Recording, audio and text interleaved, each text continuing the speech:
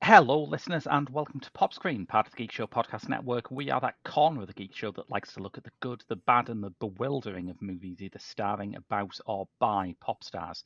No, the podcast covers a broad range of musical and cinematic genres, from country and western to hip-hop, from documentaries to science fiction. I'm your host, Graham Williamson. I'm a writer for The Geek Show and Byline Times, as well as a short film maker and video artist. And I've been joined this week by... Rob, I wanted to do it in sort of key there. You know, you had such an enigmatic and energetic intro. Like, Rob.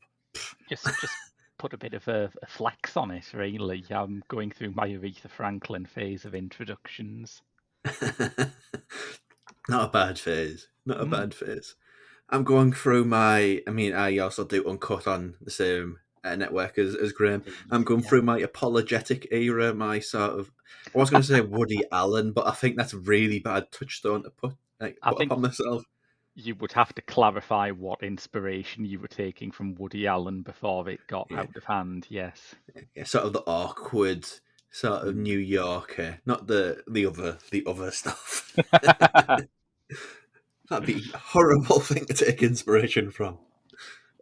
Yes, but where can people find you other than Uncut? So the Uncut is the main thing. That's the podcast which does everything these days. We've broadened it from just directors to actors, and we're about to record the first block of genres as well. But other than that, I'm the editor for the website for the Geek Show. I guess filmmaker too, but on a huge sabbatical. Sabbatical so big that can I still call myself one? I don't know. Of course you can. That's the first step, being comfortable with calling yourself it. Yeah, and going on YouTube, am I a videographer? Am I a YouTuber? Am I a filmmaker? It's so many conflicts there. It's so confusing. There used to be so many names for people who did videos on YouTube, but now I think Cock would cover most of the platform. Yes, it would. Yes, but Rob, you and I have been podcasting for years and years, of course. We have, absolutely. The time period, not the band. We were covering them last week episode, but it'll make sense. It'll make sense once the chronology's sorted out. But the very first podcast we did together was a best of 2014 show. Wow, yeah. It's going back a ways, isn't it? It really is. That was for Cinema Eclectica, which I think we're planning to reissue episodes of on our Patreon. But I bring it up because this is one of the films that I think you and I both mentioned on that show. Yeah. I mean, if it was to do that list again, this would probably have moved up to number one in a rewatch because, yeah, it's a special movie. I think the same. Yeah, I think my number one at the time was Interstellar, and I think people were like, I think Mark in particular was struggling not to just laugh in my face about that pick. I still love Interstellar. I think it's great, but I don't think it's as great as this in retrospect. No, I can't even remember what my number one was. I mean, this is one of the few movies I remember from 2014. Maybe The Babadook. Oh yeah, The Babadook. Oh yeah. I'm not sure, but yeah, 2014. It's amazing to think that was 9 years ago. But yes, yeah, we it are is what it is. On the verge of a 10th anniversary reissue of 20,000 Days on Earth, aren't we? Yeah. That's scary. Yeah. But I mean, not just for that reason. I have very happy memories of this film. I saw it a lot in the year that it came out. I think it's a film that is, I suppose, most documentaries about musicians you're into are very easy to sink back into, but most of them are easy to sink back into because they're sort of comfort food, aren't they? They're not doing anything too adventurous. It's just a series Yeah. of clips you love of a guy you love or a band you love, and this is a bit different, isn't it? Yeah, I mean, traditional music documentary, to go back to the YouTube sort of comparison, there's a channel called Trash Talk, which I like. Mm, That sort of mould of a talking head, some band footage, yeah, bit of historical recollection. You're on easy territory there. yeah. And if you said to me, you'd say, Rob, do a synopsis for 20,000 Days on Earth, you'd have stumped me, quite honestly, because I forgot how almost uncategorizable this is. It's a very dense film, isn't it? Yeah, it's mixing sort of a making of the Push the Sky Away album, which I think is Nick Cave's best album. I don't know whether that's a hot take or not, but I'll go out there and say that. If it is a hot take, it's a hot take that I share, so you're in good Oh, company here. oh, cool. It's also sort of a historical document of his career, Mm. and it's also therapy, and also has Yes. this weird little interactions. My mind sort of melted into I don't know with the idea that Ray Winston and Nick Cave are friends. I just couldn't quite square that circle. I mean, there's a bit of history with that, isn't there? Because obviously Winston had maybe his best role, I think, in The Proposition, John Hillcoat's Yeah. film, which was written by Cave.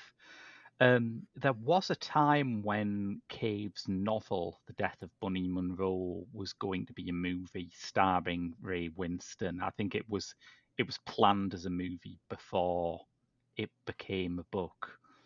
So yeah, there's a bit of history there. I think Winston's appearance in this is one of the highlights of the film for me, and it's one of the things I most remember is that amazing anecdote about his parents coming to watch him play Henry VIII, Yeah.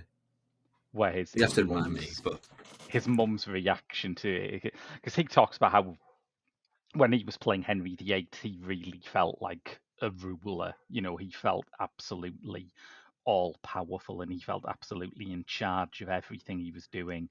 And that was one time when his parents were on set. I think it was a TV miniseries he did it in. And his mum's first reaction was, "So, are you going to play it like that?" yeah. I mean, that's what I like about Ray Winston. He does not have any sort of precious notions about himself. Yes. Yeah. He's very down to earth, we'll say. Absolutely, and I think it is slightly easy to forget now that he's become the giant talking head of Bet365. But he is a Yes. genuinely great actor and a British screen icon. And, when, hopefully in a very distant time, but when the obituaries come out, you will be able to go through his career and pick out several occasions where he's worked with the preeminent British directors of Yeah. that era. It's a pity he's always reduced to sort of he's the Cockney wise guy. Yes, He's the yeah, Danny Dyer, but if you've got a bit of money in the budget. yes, yeah. Yeah. I think that's sort of it. I think it is always very easy to underestimate those actors who just like to work. The Michael Caine's, the Samuel L. Jacksons, the John Goodmans. Often these are the best actors to me, but Yeah. because they're not sort of Daniel Day-Lewis, they don't come out every sort of 4 or 5 years with an absolute masterpiece. They make a lot of crap, unfortunately, but Yeah. they are always the best thing in those movies. The Americans have a horrible term for actors like that. They call them character actors, which is Mm. so dismissive, I It's so feel. strange, isn't it? As though everyone else isn't playing a character. Yeah. Yeah. But it's a nice little conversation that he talks about. with Nick Mm. Cave. Have you ever thought about reinventing yourself? Because I have. I'm in my 50s now. I thought about sort of doing something different. Nick Cave says, I could never reinvent myself. Yes. I mean, he's. I've got to explain it like this. I never liked him before. It was kind of like it took me ages to get into him. He was this foppish ghost made out of like broom handles and coat pegs, wearing like it couldn't really sing. It was Yes, such a yeah. weird image, and then he clicked, What was and the time it clicked for you? Because I had a similar journey with Nick Cave, and I think that I don't know, I'm sure there are people who've loved him from the moment they first heard him, but I don't think either of us had that relationship with his it, work. I hate admitting this because I think it loses me all my cred as sort of a fan of rock music and a fan of like sort of like movies. But Mm. it was the penultimate Harry Potter, funnily enough. Really? Ah, interesting. Yeah, I'm not a fan of Harry Potter. It's just it was sort of a behemoth, wasn't it, at the time? And Yeah, that yeah. that sequence, which I think that song's also from Push the Sky Away, if I remember correctly. I haven't Uh, seen that one. I don't know what the sequence is. it's just a sequence where Harry and Hermione are dancing Right, right. um, to a Nick Cave song, as it just happens. It's a weird little bit Kids of, love Nick Cave. Yeah.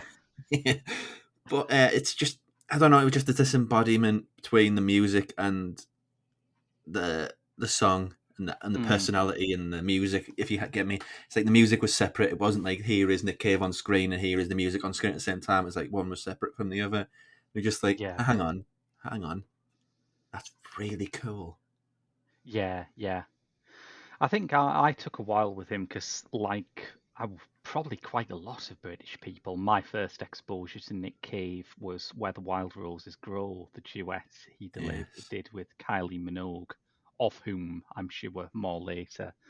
Um, but I just thought that was that, and a lot of the Murder Ballads album I thought was just really hammy and just hmm. didn't click with me at all. I like it more now, but at the time I just thought, oh, come on, come on. Um, and then a few years later, he did the Boltman's Call, and that was started to be the kind of point where even I have to admit that this is pretty fucking good.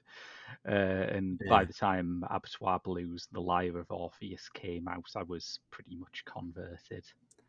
yeah. It took a while, but I have a hate words. I have a shameful history of discovering people too late.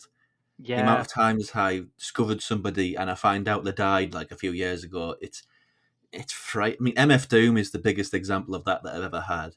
I didn't like Mm, him, and then he died, and then weirdly it clicked.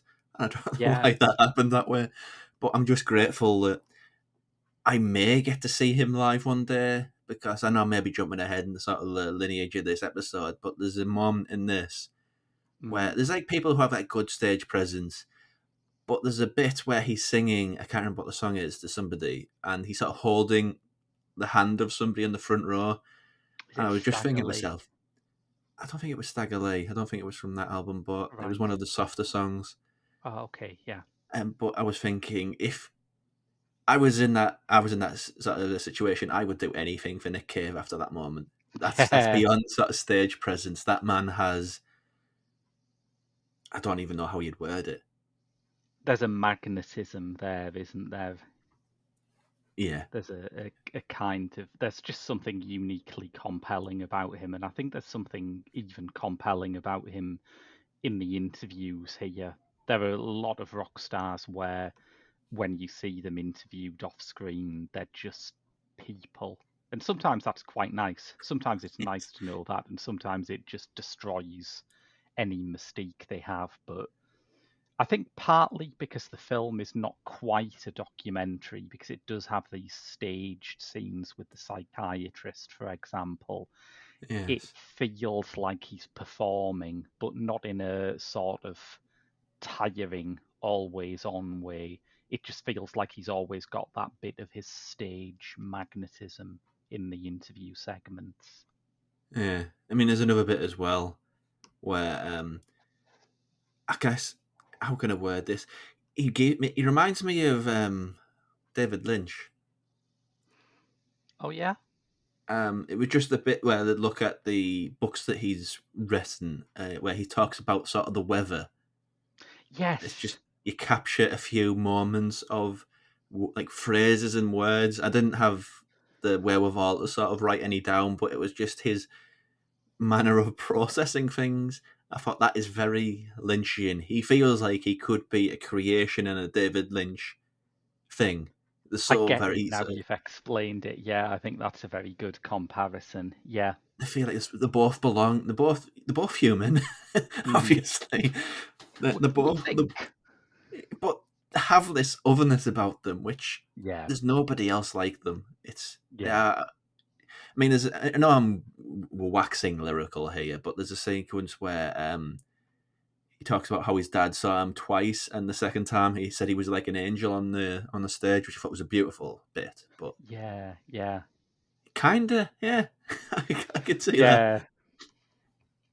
But there's also the flip side to this is that that weather diary you mention is the product of going in and writing something every day, even if there seems to be nothing to write about. And while I'm Yeah. sure that the scenes depicting it are almost certainly staged because they're just too kind of beautifully posed and lit, but he does say that ever since he sort of grew older and stopped being in that kind of drug fueled youth where the creativity just pours out of you, he's kept his career and his art working by going into an office and writing from 9 to 5 every day because it's his job. And I Hmm. found that really fascinating. That is something that I suspect a lot of people do, but Nick Cave and Damon Albarn are the only people I can think of who've said they do that. Yeah. I mean, they're both very honest as well. There was Mm. a sequence that was trending on social media from an interview. I think it was with Zane Lowe, Oh yeah, where he basically showed that the riff for I can't remember. I think it was Clint Eastwood, the Gorilla song, yeah, was basically just a preset from this set this sort of synthesizer thing that he bought. It wasn't like a composed bit of music. It was just preset rock one, and yeah, that sort of honestly is really cool. I think in rock stars because we do build them up to be sort of these titans, don't we? yeah, absolutely. And I think particularly when you're a rock star like Nick Cave, who it's understandable that Nick Cave's youth has left him with a certain kind of shroud of urban legends around him. I think there was a Yeah. story, and I was never quite sure how seriously to take it, that someone had seen him like sat at a train station when he was a young man writing lyrics with what appeared to be a syringe full of blood. I think with most people, you would assume that was made up, but you never know. I mean, if vampires, I mean, this is such a like a left turn, but if vampires were real and it was proven scientifically, I'd say, yeah, the cave is absolutely one, without it. Yes. But it's like the bit about the birthday party as well. I mean, they're a horrible, noisy band, the birthday party. I love Yes. them, but they're a horrible, noisy band. But they did have a reputation for being the most violent live band in the world at that time, which Yeah. is a huge claim because around the time, what was it, like sort of the early 80s, there was some real bastards There's like, in yeah, music, there's the music around whole then. sort of American hardcore punk scene still flourishing then, yeah, you've got some competition. I love the bit where he's analyzing pictures that are being projected on the wall behind him of a birthday party gig where there's just this mad German man who starts pissing on the stage. And he's analyzing this like he's Kevin Costner in JFK. It's amazing. Yeah, it's just a wonderful moment. And, the idea that he said that you're just sick of the idea of them being the most violent band in the world, so they turned it back to the stage and just sort of played the gig like that, Yeah, which yeah, it's such a weird image to think about it because now that'd be seen as sort of an outsider presentation of live music because there's so many bands that just here's a guy and girls in t-shirts and jeans playing some music. Ain't that fun? But now, if a band played a gig entirely with their backs turned to the stage, we're like, oh, such renegades, such originals. I kept thinking of things like this. I was actually thinking, I was not thinking specifically about this, but I was thinking about Metallic KO. Have you ever heard that? The Stooges live album? I have not, no. Where you can actually hear like bottles breaking on the stage as they're playing.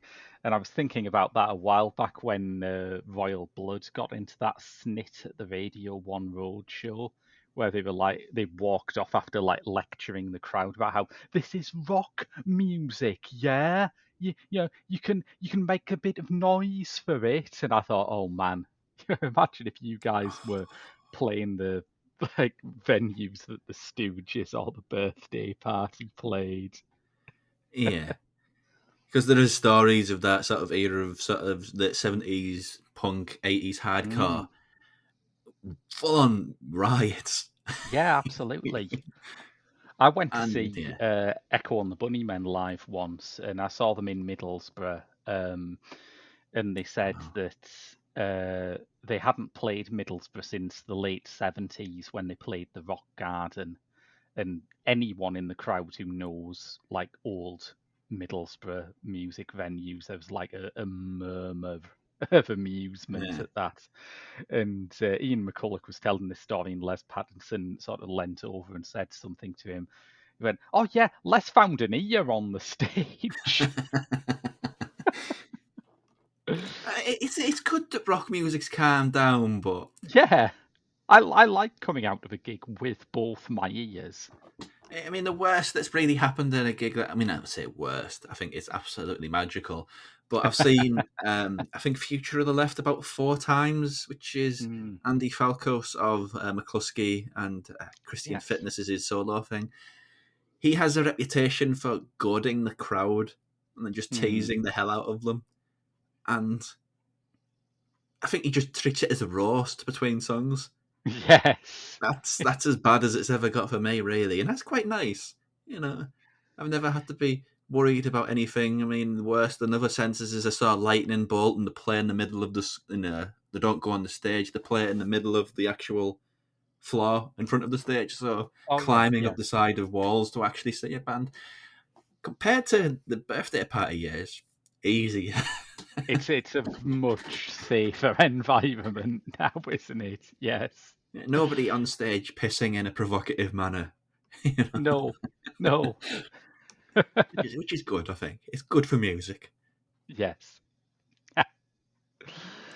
But any listeners who might not have seen this film might have heard all of this sort of talk about the creativity of a daily routine and the psychoanalysis and thought, this must be getting quite deep into Nick Cave's sort of his life, his thoughts, his personality. I think in a lot of ways it leaves a bit of that mystery intact. I think the true Yeah, purpose of making this film and having these devices in it is to talk about creativity. yeah.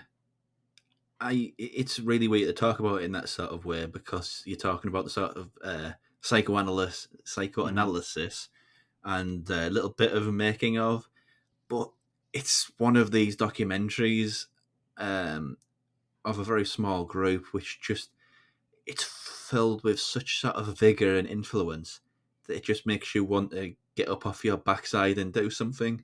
yes, And when it's yeah. sort of celebrating somebody's career, I don't know how they did that. Mm, It's a weird little bit of it's just weird, honestly, because it's a celebration, yeah. um, and that's purely what it is. It is a celebration of Nick Cave, but to feel like yes, I can go out there and I can do whatever I set my mind to when the credits roll. Mm. It's bizarre. It's one of those reasons why I used to think this was like the metric of whether a movie about music is good or not, but now I don't. But I think it still has value. it's why it is the patron saint of movies where you don't have to be a fan of the artist to get something out of it. No, no. I mean, there's many other documentaries that They're fans I think. only, aren't they? A lot of Well, them. yeah, and there's stuff that I mean, documentaries are great because there's music documentaries about bands that nobody knew existed. Like Yeah. one episode that I hope we do in the future, whenever that might be. But a band called Deaf never knew they existed, but it's a wonderful Yes. documentary. Yeah. We must There's, get round to that one. You're right. I'm not like sort of doing it on air to sort of goad you or anything. It's just it could came up, but yeah, it's there's all sorts of sort of sliding scales. But I Hmm. think this it's hard to do this because you could be described. I mean, we found about Nick Cave quite a lot, but you could be excused for thinking the documentary is just that, Hmm. Yeah. and it's not really. No, I don't think so. I think it's helped immeasurably by the fact that Cave is the kind of artist who can go deep in terms of what he does and why he does it. You know, the old cliche that the one thing you never ask an artist is, you know, where do you get your ideas? But this whole film is kind of asking Nick Cave where he gets his ideas. And, you know, he gets it from the relationship he has with his wife, he gets it from his father's obsession with literature, he gets it from the experience of being an Australian moved to Brighton. Yes, and one bit of dialogue I do remember from that book: a bell-shaped cloud that he can't get out of his mind that he saw 5 years ago. Yes. It's one bit that stuck out that I remember. And that's, I mean, that's very much in the spirit of the thing, isn't it? Because it's all about how those little things that are, I guess, in a lot of ways banal, sort of stick with you and become part of your sensibility. Yeah, yeah. And I think it's things that we sort of take for granted. Mm. Um, Sort of as Brits, we're used to the weather being crap. Absolutely used to it. Yes. But I think here he says he hates it here, but the weather's influenced his music, and he couldn't really go elsewhere and do the sort of music that he creates. It's become part of him, and to hear Britain talked about in that sort of terms, that our bad weather's influential in some way, Yeah. rather than just being sort of Bad. par for the course. Yeah. No, it's because it's the way he talks about it. It sounds like it gets sort of seasonal affective disorder. Like the bad weather really affects him. I But kept thinking about that. Yeah, like I also have this thing where I will, if I have a particularly bad bout of seasonal affective disorder, I will go out and take pictures of clouds. I will force myself to find something worth looking at in that weather that I hate so much. So yeah, I did sympathise with that kind of weather diary quite a lot. I think it makes a lot of sense. good therapy advice, maybe. Even if that Maybe. therapist was real, I don't know. I, do, I don't think he's too perfect a movie therapist, isn't he? Yeah, he seems like he'd cost like thousands of pounds per session as well. Yeah. And he never once says, "And how does that make you feel?" Yes. Which I've been through therapy, and I don't think once he said that to me. Yeah. So I think that's sort of a lie that films tell you. Yeah. Yeah, that's very true. Um, but we've talked deservedly a lot about Nick Cave. We should mention the other people in this.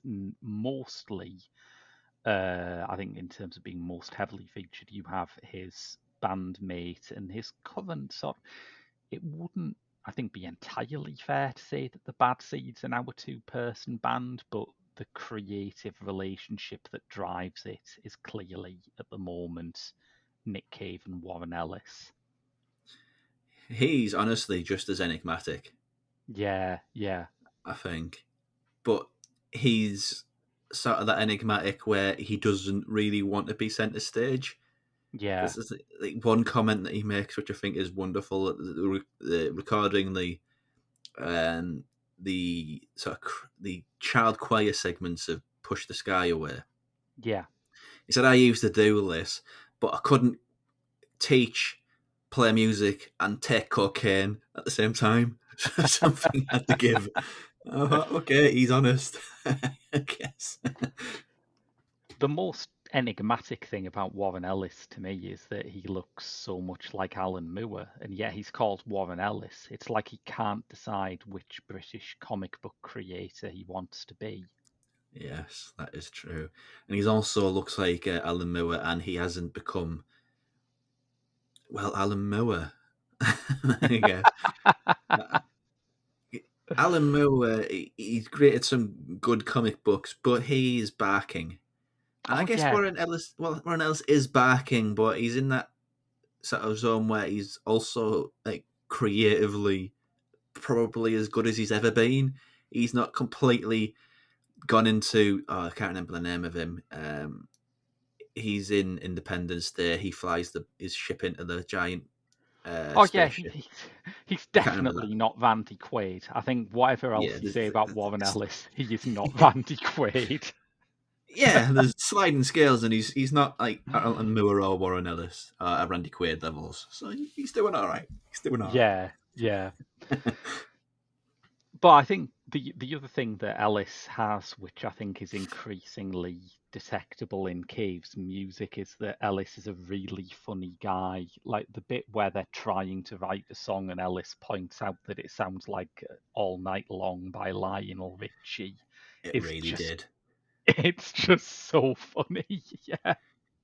Because it's the same sort of cadence of rhythm. It's absolutely Yeah. all night long. He is a great ear, absolutely. And the sort of the story about, is it Nina Simone? Was it Yeah. that comes up where they sort of talk about her being absolutely terrifying. She sounds like she was Yes. towards the end of her life, but she's Mm. absolutely terrifying. And she wanted, the way that Warren Ellis tells it anyway, she wanted three things. She wanted sausages, cocaine, and what was the last thing? She It was like she wants some champagne, some cocaine, and some sausages. it's just the way he told it. It's Yeah. yeah, He's written a book recently about creativity, which is called Nina Simone's Gum, and I haven't read it, but I assume like it's taking off from that meltdown performance where he met Nina Simone. But yeah, just on incredible that stuff. though. Yeah. What sort of weird gig is that? Nina Simone and Nick Cave and the Bad Seeds? That is The thing is, balmy. that's Meltdown Festival, where the idea, I don't know if it's still going. The idea is that every year they would get a revered contemporary artist and they would have them curate a festival of their favourite musicians and artists and Ah, everyone. And David Bowie did one, and Laurie Anderson did one, Yoko Ono did one, and Nick Cave did one. I don't know whether they still do it either, but there used to be sort of an indie space version of that as well called All Tomorrow's Parties. Took Yes, place yeah. in Butlins. I don't know if it still happens, but Mm. yeah, I know that sort of model. Interesting. Yeah.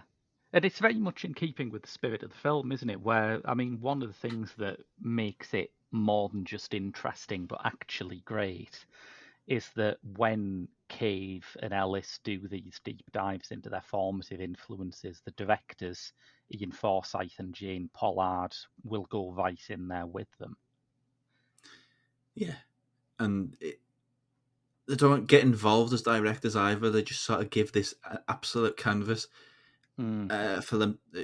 I don't know even the creative process of this. It just seems so completely modelled by Nick Cave and the conversations that he wants to have. Yeah. And these directors, they just completely stand off and let everything just happen, and they make it happen to the best of their ability. Yeah, And also, Forsythe. the cinematographer is amazing on this, by the way. I just Mm. want to say that. Yes, definitely. It's a gorgeous looking film. Forsythe and Pollard started off as video artists, and they came into film actually through their interest in music, because they did a series where they did recreations of classic gigs. So they did a full-scale recreation of David Bowie's last performance as Ziggy Stardust, of the Cramps when they played at the Napa Valley Mental Hospital and things like Oh, this. I mean, the inmates were probably the least barking people there that night. yeah, best way I've heard the Cramps described is sort of spooky Elvis. Yes. Yeah, that's a good one. Interesting band. But I think that's great. And I'd seen a few of their short films. I haven't seen. They did a short film themed around Milton's Paradise Lost, which probably has more attention now because of pre-fame Florence Pugh was in it. But I would also like to draw attention to their casting choice for the voice of God, which was Okay. Henry Rollins. That explains why reality is like it is, if that's the case. If he is actually God walking among us, it explains a lot.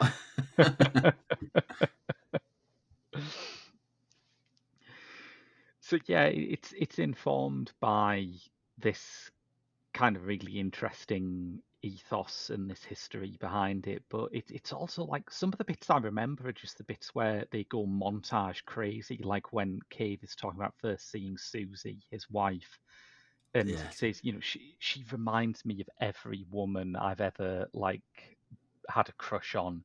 And there is this montage of everything from 70s soft porn to Maria Falconetti in The Passion of Joan of Arc.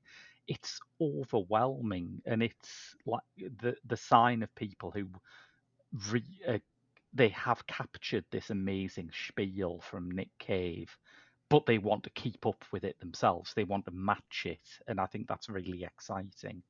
If that's the way he is with people, that's the way he talks to people. He could have Yeah. any woman on this planet that he ever set his eyes on But can because you he's a charmer. imagine? He is such a Yeah. charmer. But if he does that in every situation, if you've like given him the wrong goods at Wix, and suddenly you remind him of every cashier he's ever hated. Yeah, it's just weird things as well. Stay in his memory as well. He remembers like Yeah. two like twins in a white van, and remembered them for years. For Yeah. I mean, it's something that you've said before. It's just this weird sort of blurring of realities. Like the Matrix is broken. Like you picture Nick Cave, you picture this sort of magnetic force of nature on stage, and this great songwriter, and then you see him on a bike going to Greg's. It's just two images of the world which don't really gel. Well, I that guess. was, yeah, I've told you about this off air, but for the benefit of listeners, a friend of mine was part of a music forum where Brighton based members were encouraged to post their myth destroying Nick Cave sightings. And they, posted about seeing him cycling through Brighton, eating a Greg's pasty, taking his kids to a panto and singing along with all the songs. And I think it's proof that if you could, like, if Forsythe and Pollard were interested in making a film, which is what this initially pretends to be, which is, pulling the veil back from Nick Cave, revealing who he really is in his personal life, you could do that. But there's also no sport in that. It turns out that Nick Cave in his personal life is just some guy.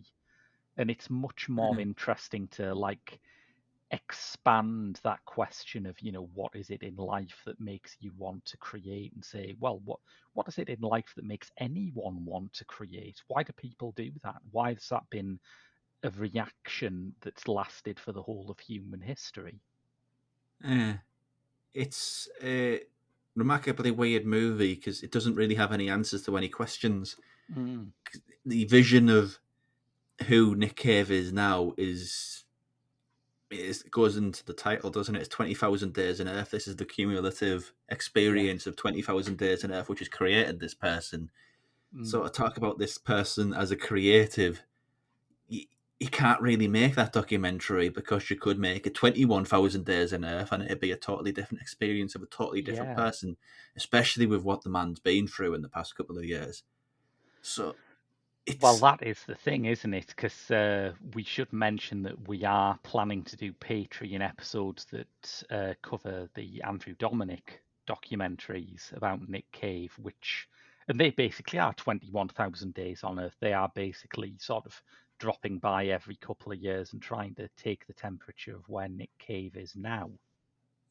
but it's just to do that sort of documentary about a creator and where they are and why they create. It Mm, all depends on sort of the time you catch them at, really.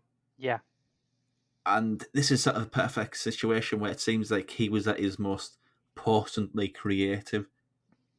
yeah, If it was like 1,000 years before, who knows what sort of film that had become? Because I think that was before the trilogy of albums he did that this started the sort of ambient goth sort of stuff that he's currently yeah. done with that 3 album run.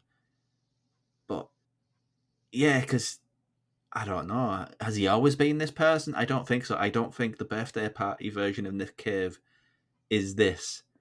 Because No, he says, he was like mad on drugs and went to the church to sort of he, atone, I guess. yeah. Yeah. And And that that version, when he got yeah, together with Susie, she made him promise to not go to church because she knew what he was like doing it for. That's a great story. it's sort of the perfect storm of a documentary. They got the right Yeah, person to talk about the right sort of thing at the right time. yeah, Any sort of other jump in time besides this, and it could have been an absolute mess of sort of neuroses, and he might not have come across even half as well and sort mm. of majestic as he does in this. I mean, you have the conversation he has because there is this whole segment where he's basically driving around as sort of art cabbie, getting his sort Yeah. of famous friends and collaborators to sit in the back and talk to him, very much like Denzel Washington in The Equalizer 2 when he's an Uber driver, I think. Um, but there's the one, isn't there, where he's talking to Blixer Bargeld, and I think if you were taking my advice and watching this movie when you were not a Nick Cave fan, you might find that scene quite unremarkable because it's, quite placid. It's just two people saying, "Oh, we've had our differences, but we've come out the other side." But if you were a Bad Seeds fan, it's quite monumental. I don't think anyone really thought they would see a sort of happy sit down chat between Nick and Blixer. Yeah, I don't know what sort of a comparison you'd get for this. Sort of like really bad splits from bands, Mm. and then just having like a nice cup of tea. Said, yeah, we didn't like each other, but we moved on. All's good. Yeah, yeah, exactly. Yeah, It's quite sedate, really. And the bit yeah. with Kylie Minogue is, I mean, that's just, it's so weird because Nick Cave is this sort of chameleon of outside of music. He just sort of encapsulates it all. And Mm. then you get the I Can't Get You Out of My Head girl who has like some of the catchiest pop songs of the past 30 years. It's just, those two things don't fit together, but they do. And he has a conversation with her, and it's so weird, really, It's as an it's image, I think. staged. It's staged interestingly too. Again, it comes back to Forsythe and Pollard being very good at staging these things. The conversations are real, but they're set up in a way that heightens them. I think it's telling that Ray Winston and Blixer Bargeld and everyone else is like sat in the passenger seat in the Yeah. daytime, and Kylie Minogue is sat in the back seat at night, and Cave is looking at her in the rearview mirror. And it is very, very, and I have to assume deliberately, reminiscent of the end of Taxi Driver, where Robert De Niro's sort of looking at that vision of Sybil Shepherd in the rearview mirror that may or may not be reality. Hmm. Never thought of it like that, no. But you're right, yeah. It has a sense of it being a dream. Mm. The There's starting to. still something about the idea of Nick Cave being friends with Kylie Minogue that feels like a kind of weird fantasy. Yeah. And he also seems to be very sort of surprised by it too. Yeah, yeah, He he doesn't seem to believe the fact that it really happened. Yeah. So maybe that's him coming to terms with the fact that one of the biggest pop stars that British music has ever had Mm. um, quite likes him and thinks And he's interesting.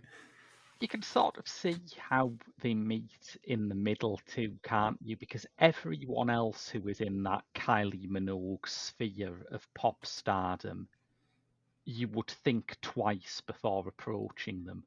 But Kylie's stage persona is odd in that on stage, she is every bit as sort of glamorous and machine tooled and drilled and precise as any other pop star in the world, but she always seems approachable. Yeah, I think She that's an just Aussie isn't thing. nice. Yeah, Yeah, maybe. I think that's an Aussie thing because you see interviews with, I don't know, actors like Margot Robbie or what have you, Mm. or Samara Weaving, and they're just normal people. Yeah, yeah. Yeah, it's a weird thing, really. I Like wonder if like you see odd bands like King Gizzard and the Wizard Lizard as well, and you think, oh, they're just absolutely off their mind on drugs all of the time. No, pretty decent normal guys. yeah. I think Australia is just the country where it says you have expectations of us, allow us to shatter all of them.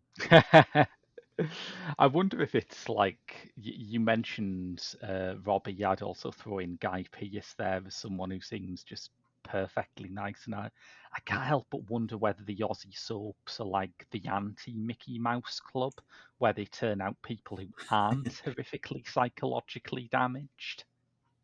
Yeah, I mean, I didn't realize. I mean, you're just looking at the cast of Neighbours throughout the years, and Yeah, yeah, it's lots of decent people. yeah, yeah, It's bizarre. I don't know enough about Home and Away to sort of say the same thing there, but I think Chris Hemsworth comes from there, and he seems.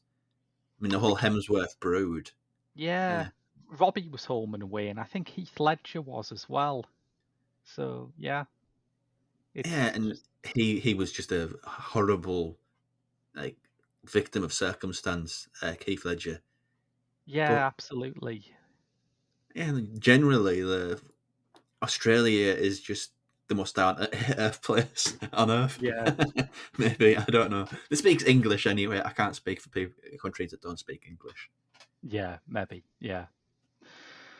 Uh, so I'm going to keep my powder dry on some of where Cave went after this for when we do those two latest documentaries. But are there any further thoughts on 20,000 Days on Earth before we wrap up? Um, I think you said it best yourself. It's the sort of perfect documentary, like an example of a documentary where if you don't like the band, I'd say still try it anyway because Definitely. Yeah, it's not really about Nick Cave. It's sort of about the creative process. It just uses Nick Cave as his vehicle. It's yeah, also, I know it's such a cliche, but it's one of these movies where there's so many images from it that just sort of cut past and that help, I think, yeah, sort of cut through the idea of this image that the documentary is sort of this ugly cinematic form. It's one of the examples that I use anyway. I know once upon a time it was like, I just stick the camera in the corner, people will talk to yeah, it. That's fine. That's a yeah, documentary. No bother. But I think I can't remember what it's called. The Thin Blue Line is one example. I can never yeah, remember. Errol definitely. Morris, is that? Am I remembering that Errol right? Morris. Yeah, That's a very striking documentary, and this is too. It's just sort of two perfect examples. To stay with 20,000 Days on Earth, it's a perfect example that documentaries can be really profound looking and profound talking pieces of art. yeah. I absolutely agree. Yeah, I would caveat my claim that this is a perfect film for anyone who isn't a fan of Nick Cave by saying that if you're still not a fan of Nick Cave by the time they've rehearsed Higgs boson blues, I don't know what to say to you. I don't get you. Yeah, the live music bits where he's Yeah, just the way he interacts with that front row, like you're the yeah, only person on earth that matters. Yeah, that melt any non-fan's heart, I think. I agree. Yeah. So, if you enjoyed that, we do Patreon where we have a bonus episode of this podcast every month. We are hoping to get one out on One More Time with Feeling and This Much I Know to Be True, the two Andrew Dominic directed documentaries on Nick Cave very soon. You also get a ton of other stuff. Rob, would you like to just introduce some of the stuff that you do on our Patreon? Yes. Uncut Network is sort of the overarching name, but we have a Patreon spin-off brand in which we look at horror movie franchises that don't really get the sort of fair shake. So far, up on the feed now, we have the entirety of Cube, which was a mistake, but I'll own up to it. Rec, which is fully uploaded out now, and we are in the midst of VHS, which is the longest series to date, and also has the highest highs and the lowest lows I think that we've done so far. As well as sort of articles, Unseen Asia, Once Upon a Time, movies from Asia that haven't really been released here, became too hard to do, so it's sort of been rebranded as Fantastic Asia, and it's just why we fell in love with Asian movies. So there's two things that you can find over there too.